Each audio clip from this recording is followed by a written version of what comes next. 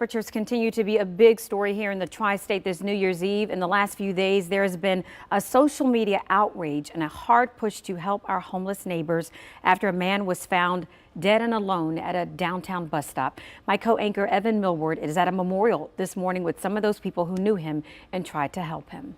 Good morning, Evan.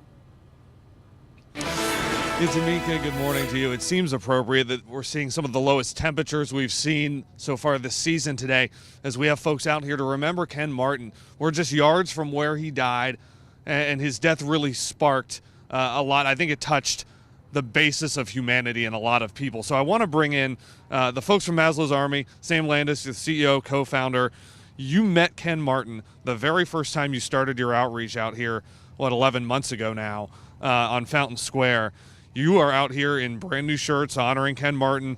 You've got the candles. You've got all these great photos of Ken. What is your lasting impression of this guy? What do people need to know about Ken Martin and understand why his life has touched so many others?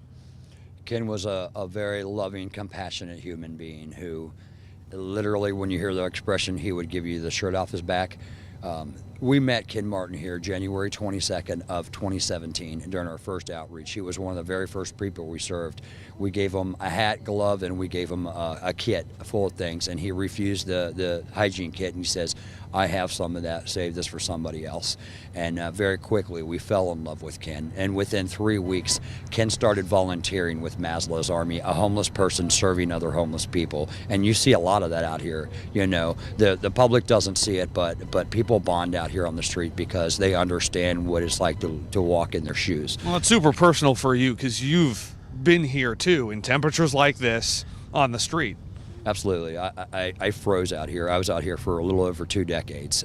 You know, to try to stay warm, you walk into the hotels and some of these public places down here. You know, for a very limited time, usually you can get away with 15 or 20 minutes before they ask you to leave. It's because they're a business, and I can understand that. And it's to be where Ken Martin was and to have to experience what he had to experience and not be able to go and seek warmth, but to be huddled down into the shelter. It's unacceptable, and it hurts because he was a dear extended family member of Maslow's Army and a brother to all. You know, you have now made this your life's mission to do outreach here. I wonder, is it frustrating that it took this to get people this outraged and to notice this and make changes or talk about it? Well, we don't want Ken Martin to just be a statistic. You know, he may be part of the statistics. We don't want him to be a statistic. His name is Ken Martin. You know, he was a decent human being he went above and beyond most of us do. You know, so.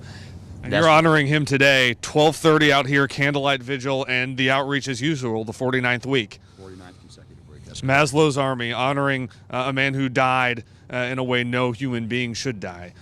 So we are live here on Fountain Square. We will be following this story throughout the day, but we'll send it back to you inside, Tamika. All right, Evan, thank you so much. An important issue that all of us need to know about.